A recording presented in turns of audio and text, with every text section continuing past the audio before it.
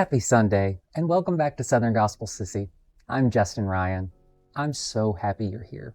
Every week we gather around this little corner of the internet to sing a song, tell a story, and remind ourselves that God's grace is usually a whole lot bigger than what we've been told. Today I'll be singing This Is Me from The Greatest Showman, and I can't think of a better song to introduce the conversation we're about to have. A conversation about losing yourself, finding yourself again, and discovering that God never stopped walking beside you through either one. But before we get started, don't forget to like this video, leave me a comment, subscribe to the channel, and if you'd like to learn more about Balm Ministry, support this ministry, or see my upcoming concert dates, just scan the QR code on your screen. You know, when people hear the phrase coming out, they almost always think of one moment. For many of us in the LGBTQ+ community, coming out is one of the bravest things we've ever done. I did it when I was 17 years old. At 17, I decided I couldn't spend the rest of my life pretending to be someone I wasn't. It wasn't easy though. Like so many of you, I discovered that living honestly comes with a cost. Relationships change, churches change, family dynamics change. But I also learned something that has carried me ever since.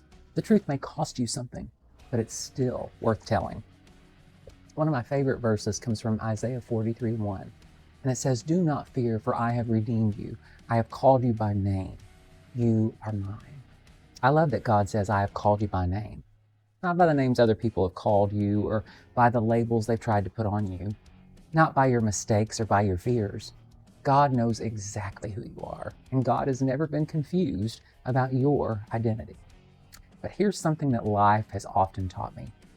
Sometimes coming out isn't just about telling the world who you are. Sometimes it's about finding your way back to yourself after life has changed you. Almost 2 years ago, my husband Scott passed away from cancer. For 12 wonderful years, we built a beautiful life together. We laughed, we traveled, we ministered, we dreamed about the future, and we walked through more than our share of hard days. He was my best friend. When he died, it felt like the ground disappeared beneath me. I wasn't angry with God though. I wasn't questioning my faith. I just didn't know who I was anymore. For nearly a year, grief became my constant companion. I was afraid to go places by myself. I'd stopped eating. The quiet was deafening. The house felt different. Even simple things seemed impossible. If you've ever lost someone you love, you know exactly what I'm talking about. Grief has a way of changing your address without asking your permission. It moves into your heart and rearranges the furniture. See, I didn't go back into the closet. But somewhere along the road, I lost pieces of myself. Maybe some of you have been there too. Maybe it wasn't losing a spouse. Maybe it was losing your health, your church, your family, your career. Or maybe you've simply looked in the mirror one day and just wondered, who am I now? If that's you, I want you to hear this. God isn't finished writing your story. Listen to this promise from Joel 2:25. "I will restore to you the years that the locust has eaten." What a beautiful promise. God doesn't pretend those years never happened. God restores what seemed impossible to recover. And that's exactly what God has been doing in my life. Little by little, one piece at a time. You see, last year I moved to Florida, where I found myself surrounded by my extended family. Balm Ministries became home in a brand new way. God opened doors for ministry that I never imagined. The songs started coming again. See, I'm writing music that means more to me than anything I've written in years. And I'm finally writing the book about our journey through cancer that's been living in my heart. Somewhere in all of that, I realized I wasn't just surviving anymore. I was beginning to live again. And then something happened I truly never expected. Love found me again.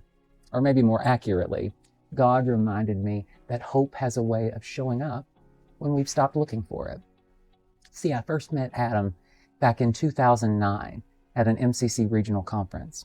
He was working in travel and I was singing, and we became friends. Life carried us in different directions, but somehow the friendship never disappeared. Then, last December, he asked if he could come to Florida and spend Christmas with us. Not long after that, I found myself on a whirlwind trip to Buffalo to spend New Year's with him and meet his sweet parents. It honestly felt like something out of a Hallmark movie. One of those stories where everything seems too unlikely to be real. But sometimes, God writes stories that are better than the ones we'd write ourselves. And last month, Adam packed up his life and moved to Florida. Watching everything come together has reminded me that God is often working behind the scenes, long before we ever recognize it. There's a verse I don't think we quote nearly enough. Ecclesiastes 3:11 says, "He has made everything beautiful in its time."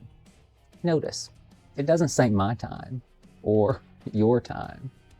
What it says is God's time. You see, looking back, I can now see God's fingerprints all over moments that seemed completely ordinary. A conference back in 2009, a friendship that never faded, an unexpected Christmas, a whirlwind trip to Buffalo, a move to Florida. None of those moments made much sense by themselves, but together they tell a story only God could have written. Then I found another verse that has become especially meaningful to me that I want to share with you. Psalm 32:8 says, "I will instruct you and teach you in the way you should go. I will counsel you with my eye upon you." You see, I love that picture. God's eye upon us.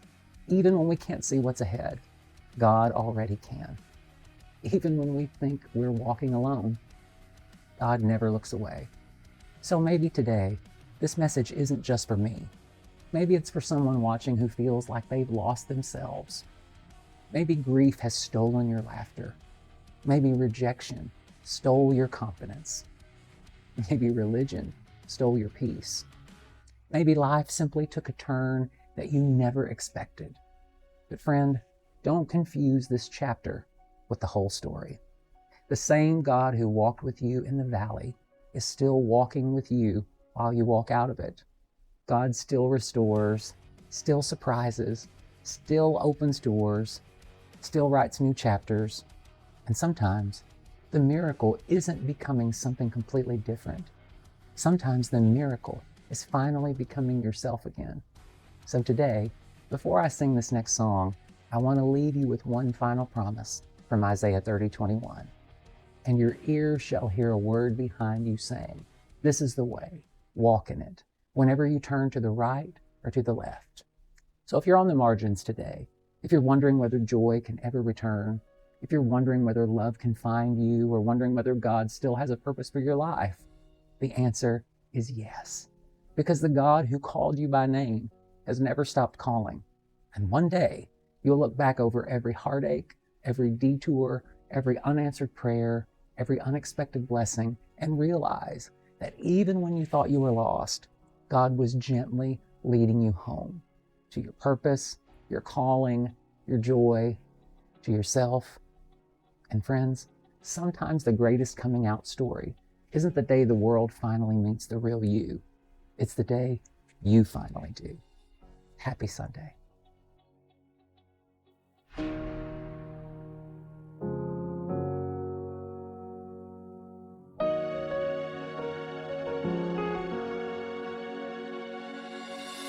I am not a stranger to the dark. Hide away, they say, 'cause we don't want your broken parts. I've learned to be ashamed of all my scars. Run away, they say, no one will love you as you are. But I won't let them break me down to dust. I know that there's a place for us, for we are glorious. When the sharpest words want to cut me down, I'm gonna send a flood, gonna drown them out. I am brave, I am bruised, I am who I'm meant to be. This is me. Look out, 'cause here I come, and I'm marching on to the beat I drum.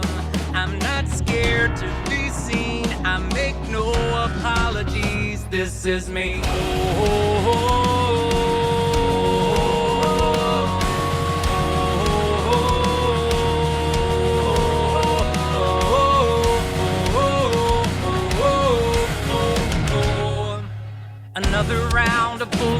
melts my skin. Fire away, 'cause today I won't let the shame sink in.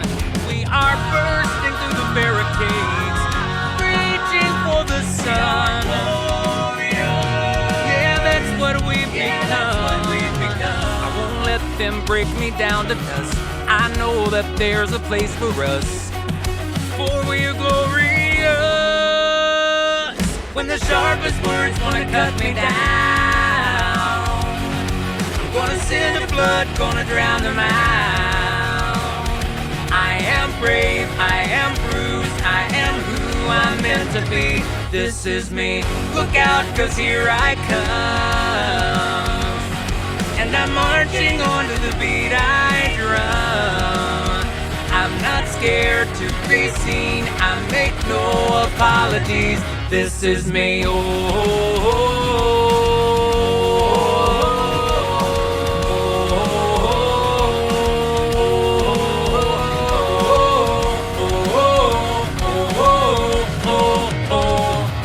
And I know that I deserve your love, 'cause there's nothing I'm not worthy of.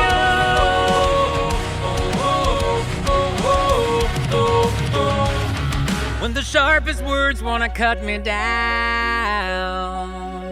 I'm gonna send a flood, gonna drown them out. This is brave, this is bruised, this is who I'm meant to be. This is me. Look out, 'cause here I come. And I'm marching on to the beat I drum. I'm not scared to be seen, I make no apologies. This is me. Look out, 'cause here I come. Whenever the words wanna cut me down, I'll send a flood to drown them out. This is me.